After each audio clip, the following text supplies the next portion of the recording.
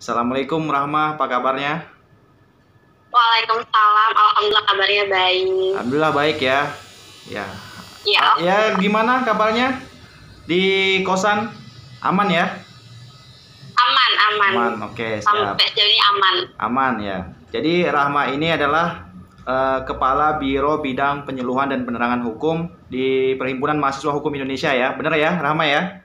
Iya, Ya. benar banget. Yang dimana tugasnya yang paling mudahnya ya itu memberikan edukasi dan penyuluhan kepada masyarakat. Nah, salah satunya adalah memberikan pendidikan bisa lewat sosial media ataupun secara langsung. Tapi karena pandemi mungkin kita memilih untuk lewat daring ya.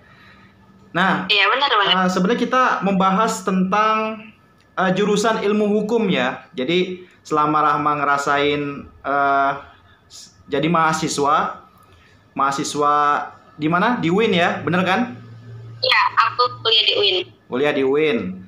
Nah, pengalaman apa aja yang Rahma rasakan dari semester 1 sampai semester sekarang?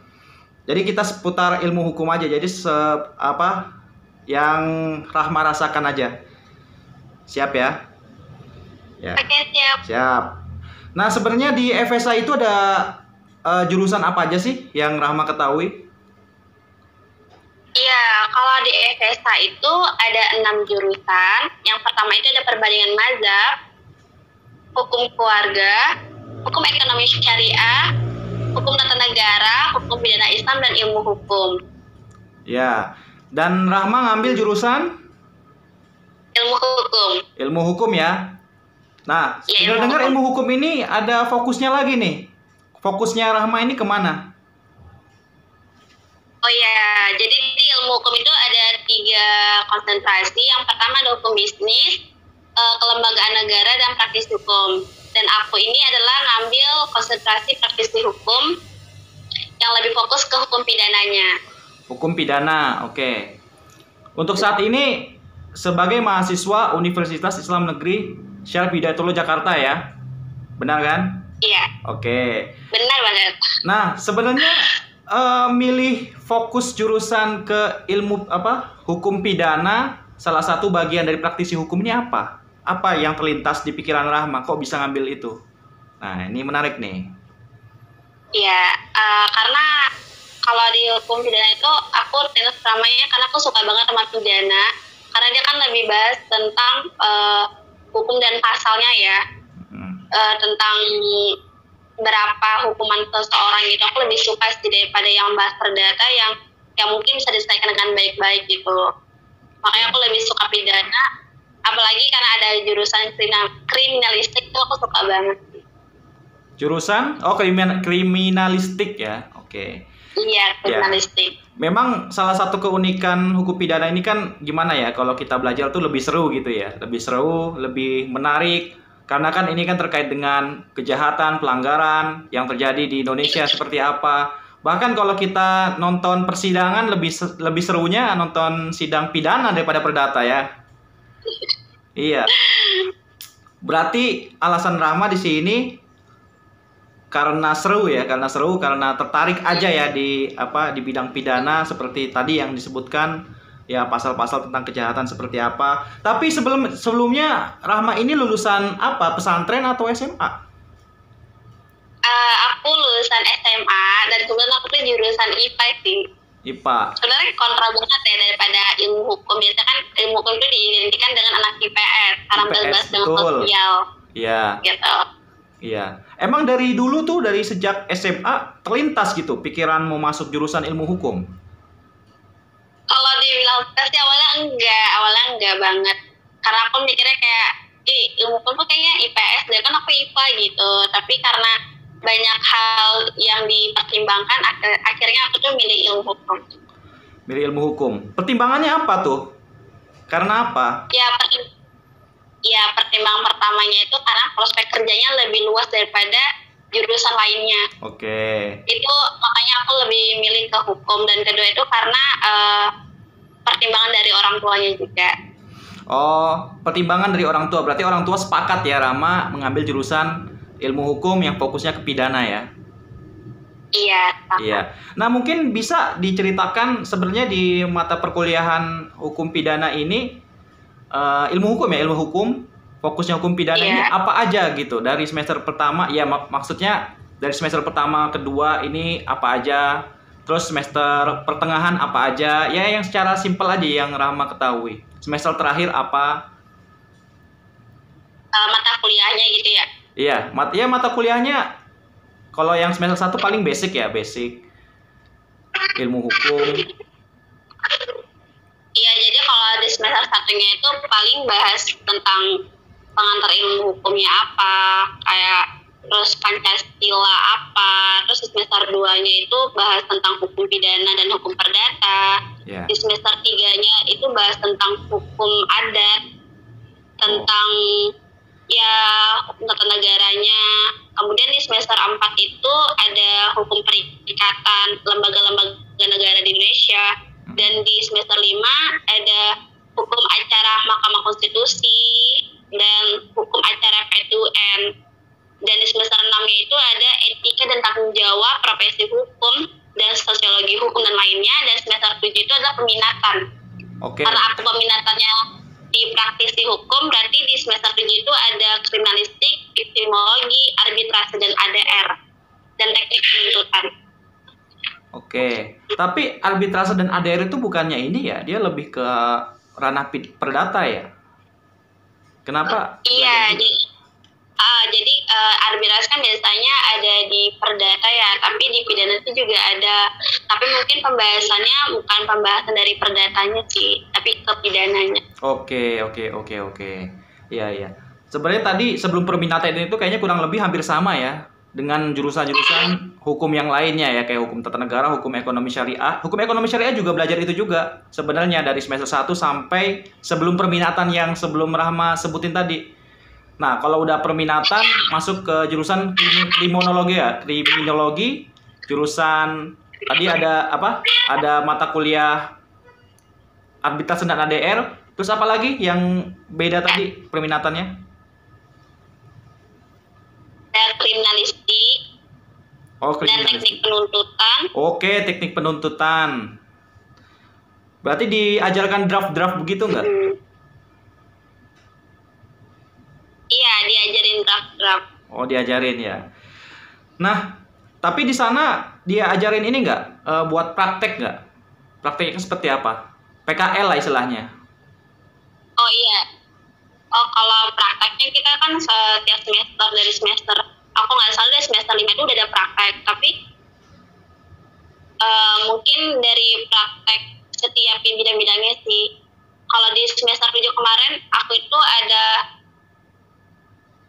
ada praktek tindak pidana korupsi. Jadi gimana itu korupsinya gitu, dari awal lihat cari buktinya itu gimana, penuntutan hadiahnya gimana, itu diajarin. Diajarin ya. Hukum acaranya atau gimana yang diajarin? Yang itu ya lebih ke tekniknya sih, di pengadilan itu seperti apa, terus kayak hari buktinya itu seperti apa gitu, terus tahap-tahap dalam melakukan persidangan di pengadilan itu seperti apa. Oke, berarti lebih ke prosedural ya, prosedurnya seperti apa ya? Ya. Tapi masih ingat Rahma untuk bekal-bekal yang dipelajari waktu semasa PKL? Kalau masa PKL masih sih, masih ya? karena kan itu dari kuliah. Tapi kalau PKL di persidangan itu kita nggak ada, kan kita ilmu hukum nggak ada PKL, tapi adanya magang. Magang ya, oke. Tapi magang itu diwajibkan nggak di jurusan Rahma? Kalau magang itu sebenarnya nggak diwajibkan, tapi pilihan. Tapi mengingat kalau magang itu kita punya prestasi di akademik selama kita berkuliah. Jadi pilihan sih untuk mahasiswa yang ingin mengetahui lebih lanjut tentang jurusannya atau tentang bidang konsentrasinya itu. Iya. Tapi Rahma udah pernah magang begitu dan semacamnya? Alhamdulillah aku udah pernah. Aku waktu itu di tahun ini sih sebenarnya. Waktu itu aku di kejaksaan. Dan kebetulan aku Di bagian administrasinya sih kayak lebih ke prosedur buat P17 seperti apa, 18 itu gimana, P19 gimana gitu. Ya, ya, ya, ya. Saat ini masih kejaksaan ya? Belum ini ke lembaga yang lain? Belum ke lembaga yang lain. Emang milih kejaksaan karena kenapa? Karena emang mau jadi jaksa rencananya? Kalau di kejaksaan mungkin awalnya karena ikut-ikutan ya. Oh iya, Emang iya, ikut-ikutan iya. Iya. Pasti itu. Iya, karena ternyata iya, tapi ternyata pas di kejaksaan itu kayak ketemu yang oh ternyata kayak gini loh gitu, kayak nggak pernah dipikirin gitu selama kayak karena belum pernah berpijak di kejaksaan jadi kayak bingung gitu. Ternyata pas udah tahu di kejaksaan seperti apa, mikir oh ternyata sulit juga ya jadi jaksa, nggak segampang yang kita pikirkan di pengadilan kayak oh dia jaksa udah kayak gini-gini gitu, ternyata sesulit itu gitu. Berarti inti yang diambil Rahma ini dalam magang bahwasannya jadi jaksa itu nggak segampang yang kita kira ya.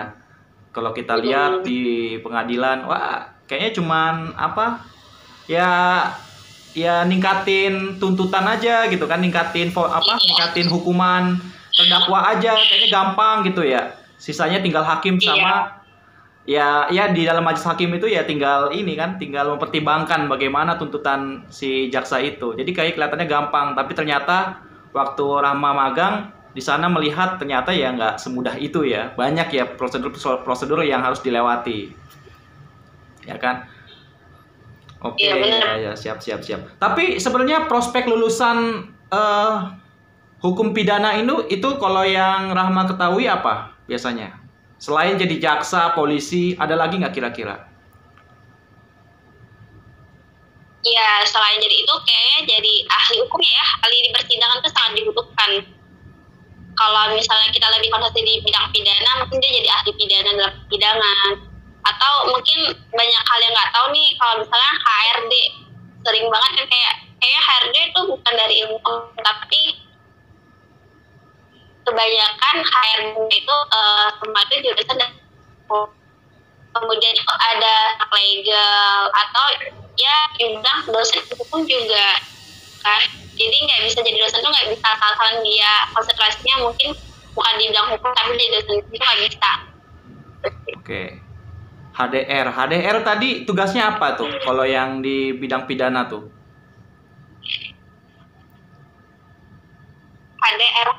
HRD, aku salah ya, tipu kali ya, HRD. HRD ya, HRD. Iya. Apa HRD itu? Tipu, HRD ya. HRD kan lebih ke personalianya. Apalagi kalau di perusahaan itu HRD itu lebih bahas kayak hukum tentang dewansi karyawannya juga, tentang apabila misalnya ada ingkar janji apa sih gitu. Kontrastasi. Kayak ada melakukan kayak prestasi gitu, itu yang bantu HRD-nya gitu. Oke. Tapi itu lebih ke perusahaan ya kalau HRD itu ya? Iya, lebih ke perusahaannya. Iya, sebenarnya sih itu kan juga ya di perusahaan itu nggak selalu itu masalah perdata ya. Ada juga pasti ada tentang pidananya. Karena kan kalau misalnya mengaudit keuangan kan, kalau ada keuangan yang tidak jelas dan tidak tidak transparan, nah itu kan bisa ya dimasukkan ke ranah pidana, dan di situ mungkin tugas HRD juga ya di situ ya. Iya, benar. Oke, berarti ada HRD, ada dosen, ada hakim juga bisa ya kalau hakim ya, hakim yang fokusnya ke pidana bisa, pengacara juga bisa, jaksa, polisi. Jadi sebenarnya banyak sekali yang memang teman-teman kalau yang mau masuk dan fokusnya ke arah pidana bisa gitu kan, milih prospek apa yang ingin diminati ya. Nah, kalau untuk Rahma sendiri pengen apa? Menjadi apa? Kalau misalnya jurusan hukum ini maunya jadi apa? Itu kan dia pengalaman juga. Jadi enggak dia memberikan jasa tentang hukum. Mohon maaf Rahma, boleh diulangi karena tadi agak stuck ininya, jaringan. Iya, ya oke. Jadi aku ingin jadi advokat karena advokat sendiri itu kan berprofesi sebagai pemberi jasa hukum di luar pengadilan maupun dalam pengadilan. Jadi dapat membantu orang sih, kayak mungkin kan kebanyakan orang kayak mungkin orang yang nggak tahu apa tentang hukum, jadi kayak sangat sulit lah gitu. Jadi aku pengen kayak salah satu orang yang bisa memberikan jasa hukum tanpa terlibatnya kayak dia kayak gini gitu. Oke, berarti Rahma mau menjadi advokat rencananya ya setelah lulus kemungkinan. Karena dia bisa terlibat di dalam pengadilan maupun di luar pengadilan, dan mungkin karena kerjanya fleksibel juga ya, fleksibel, gak begitu terikat, ya bisa mengkritik sana mengkritik kemari gitu kan, sana kemari tanpa harus ya mematuhi atasan-atasan. Karena kan advokat ini badan hukumnya firma ya, jadi firma ini kan jadi kayak ya sekongkol aja sama teman-temannya gitu, ya kan? Iya benar. Iya. Tapi sebenarnya kalau menurut Rahma, hukum pidana itu selain bermanfaat untuk profesinya sendiri, itu bermanfaat nggak sih kalau buat keseharian kita? Bermanfaat. Salah satunya itu kayak misalnya kita lebih taat aturan sih sebenarnya. Sebenarnya orang yang udah ngerti hukum harusnya dia lebih taat dari peraturan yang ada gitu. Apalagi kan kita di Indonesia ini kan kita negara hukum ya. Iya, itu negara banget di pasal 1 ayat 3 Undang-Undang tahun 1945. Negara Indonesia adalah negara hukum. Jadi kita kesehariannya dari mulai bangun sampai kita tidur itu semua diatur. Dari kita lahir sampai kita mati juga diatur. Jadi seharusnya ilmu hukum itu menjadi satu kita buat kita lebih taat aturan yang ada. Oke, baik.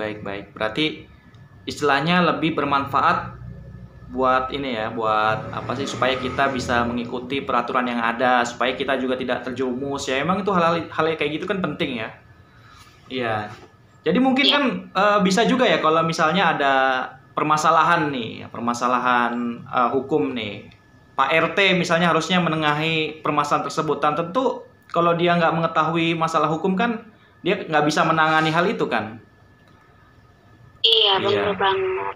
Iya. Berarti secara tidak langsung hukum pidana ini selain untuk profesinya sendiri, dia bermanfaat buat pribadinya juga. Iya. Iya. Tapi jurusan hukum ini sebelum masuk ke mahasiswa hukum, dia tuh harus mempelajari basic-basicnya nggak sih? Mungkin di SMA atau di madrasah aliyah itu harus ada basicnya nggak sih? Kalau basic pelajaran nggak ada ya, karena banyak aku itu IPA. Ya mungkin karena dia ada pelajaran Pancasila sih. Oke. Kalau di SMA ada. Kalau buat teman-teman yang ingin masuk ilmu hukum tuh pertama dia harus nyadar aja sih dan suka baca buku. Oke, berarti basicnya di situ ya kebangsaan lah ya, kebangsaan seperti Pancasila, seperti ya undang-undang dasar yang basic-basic begitu, dan pengetahuan umum ya, setidaknya itu harus dipahami dulu sebelum mempelajari ilmu hukum ya, karena nantinya kan ya tadi yang disampaikan oleh Rahma, seperti pentingnya hukum ini apa sih? Mengatur dari bangun sampai tidur lagi, dan itu karena sistem kita ini diatur dan karena itu negara hukum gitu, sesuai dengan Undang-Undang Dasar nomor Pasal 1 ayat 3 Pasal 1 ayat 3 nomor. Iya. Begitu. Selanjutnya basicnya berarti maksudnya kayak nggak bahasa dan sebagainya nggak begitu ya. Ya, siap. Ya, mungkin motivasi buat mahasiswa kita nih yang baru masuk universitas dan baru mau mempelajari ilmu hukum, kira-kira apa nih yang harus dilakukan dari sekarang?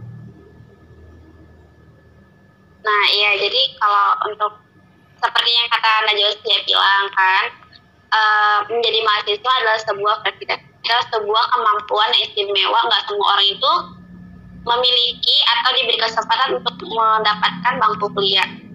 Saran aku itu kalau yang untuk masuk ilmu hukum itu dia harus banget kuat bacanya, karena pasti kan setiap mata kuliah itu punya prospeknya sendiri.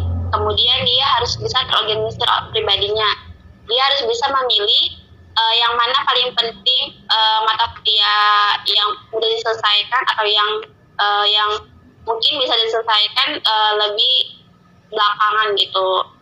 Kemudian dia harus tertarik dengan hal-hal kecil yang menjadi sekitarnya, bukan tentang mungkin kayak tentang korupsi. Kan korupsi itu besar banget ya, tapi hal-hal kecil yang di sekitar lingkungan dia itu yang berkaitan dengan jurusan itu penting banget. Kemudian dia harus paham luasnya prospek karir di ilmu hukum. Jadi bukan kayak, oh gue jadi hakim nih kayaknya, atau advokat nih gitu, tapi prospek tentang ilmu hukum, tentang hukum itu sangat luas. Jadi dia nggak boleh berpikiran sempit, kayaknya nanti kalau ilmu hukum jadinya ya paling kan ini doang, atau paling jadi ini doang. Jadi saran aku buat adik-adik itu harus dipahami. Oke. Siap. Ya, mungkin itu ya tadi ya saran buat adik-adik yang masuk jurusan hukum. Dan gimana ya, kira-kira dari mereka ini perlu adanya praktek nggak selama bangku perkuliahan? Apa mereka cukup dengan mengikuti mata perkuliahan yang ada? Apalagi kan sekarang nih lagi pandemi ya, dan mereka ini metodenya kan online. Nah, gitu kira-kira mereka butuh praktek nggak sih? Kalau dari aku tuh butuh, karena hampir teori itu sama praktek itu beda jauh banget. Jadi kalau kamu asupannya cuman teori tanpa ada praktek, itu sama dengan nol. Tapi kalau teori dibanding sama praktek, itu mungkin keberhasilan kamu dalam menguasai ilmu tersebut gitu. Iya. Ya salah satunya inilah ya, setidaknya kita harus magang lah ya, walaupun pandemi seperti ini ya bisa kan ya. Buktinya Rahma kan walaupun pandemi seperti ini bisa magang ya. Tapi nggak full ini ya, nggak full setiap hari. Setiap hari apa aja magang, Rahma? Kalau aku kebetulan waktu itu banyak banget yang magang kejaksaan, jadi aku cuma hari Senin, Rabu sama Jumat aja. Senin, Rabu sama Jumat? Ya. Oh, tapi nggak ada ini, WFH? Nggak ada sih, itu ada WFA, karena kan mungkin kita dibatasi juga di kejaksaannya. Oke, berarti sistemnya dia WFO semua tapi di rolling ya orang-orangnya ya, yang masuk hari apa aja. Iya, berarti ini salah satu bentuk praktek ya, kita bisa mengetahui di lapangan seperti apa ya, dan ternyata apa yang dipelajari di bangku perkuliahan sama praktek ini maksudnya berbeda banget gitu, berbeda. Iya. Target kalau misalnya ada waktu luang, kalau mau magang kemana lagi nih? Ya, aku pingin ke LPSK sih sebenarnya kalau ada waktu luang lagi. Lembaga Perlindungan Korban dan Saksi ya? LPSK, Saksi dan Korban. Lembaga Perlindungan Saksi dan Korban. Saksi dan Korban, oke, siap ya. Ya. Tapi emang Rahma nggak takut apa ngambil jurusan ilmu hukum pidana tentang pembunuhan begitu? Apalagi kan kejaksaan ya, pembuktiannya kayak gitu.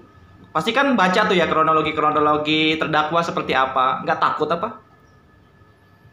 Kalau dibilang takut, pasti ada terbesit. Tapi mengingat lagi, tujuan kita tuh sebenarnya mau apa di situ gitu. Jadi takut itu bisa dikesampingin gitu. Cara ngilangin takutnya gimana Rahma waktu itu? Iya, cara ngilangin takutnya aku sering lihat kayak orang-orang yang udah berkecimpungan di tentang pidana. Salah satunya itu ada dosen aku, Pak Alfitra. Dia tuh pernah ngasih kayak motivasi gitu, atau pernah ceritain pengalaman dia menjadi seorang ahli saksi di pengadilan gitu. Itu buat aku kayak dia aja bisa gitu. Nggak mungkin kan, pasti dia juga pernah ada rasa takut, tapi dia bisa mengatasi hal tersebut. Kenapa kita tuh nggak bisa gitu? Oke, siap. Ya, mungkin terima kasih banyak ya Rahma ya, sharingnya seputar hukum pidana. Sebenarnya yang jurusan diambil ini kan ilmu hukum ya, tapi konsentrasinya praktisi hukum ke arah hukum pidana ya. Ya, mudah-mudahan teman-teman yang bisa menonton ini bisa terbuka lah apa wawasannya. Apalagi kan pandemi seperti ini nih, kita nih harus banyak berinovasi nih, harus banyak praktek. Ya, kita aja kalau ngandalin bangku perkuliahan di kampus tanpa adanya praktek, kadang ya selain merasa bosan, tapi kita merasa ilmu kita kurang. Apalagi di pandemi, kita nggak melihat secara langsung penjelasan dosen seperti apa. Ya, mungkin salah satu solusinya adalah magang ya, supaya kita tahu prospek kerja kita suatu saat nanti kalau kita lulus ini seperti apa ya. Begitu ya. Terima kasih banyak. Iya, benar. Nanti kalau Rahma kedepannya nih ya, kalau kita diskusi perihal dengan hukum pidana yang lebih rinci, misalnya tentang pidana tipikor atau misalnya tentang hukum-hukum yang lain, nanti kita akan bikin parts berikutnya ya. Jadi nanti saya undang kembali Rahma untuk mendiskusikan hal-hal yang lain. Oke, itu aja ya. Terima kasih ya Rahma ya atas waktunya. Ya, mudah-mudahan sehat selalu dan lancar juga magang dan penelitiannya. Amin. Ya, okay. Makasih juga telah diundang jadi narasumbernya. Siap. Nanti siap-siap ya jadi host. Ya, oke. Ya udah, terima kasih. Ya, assalamualaikum warahmatullahi wabarakatuh. Waalaikumsalam warahmatullahi wabarakatuh.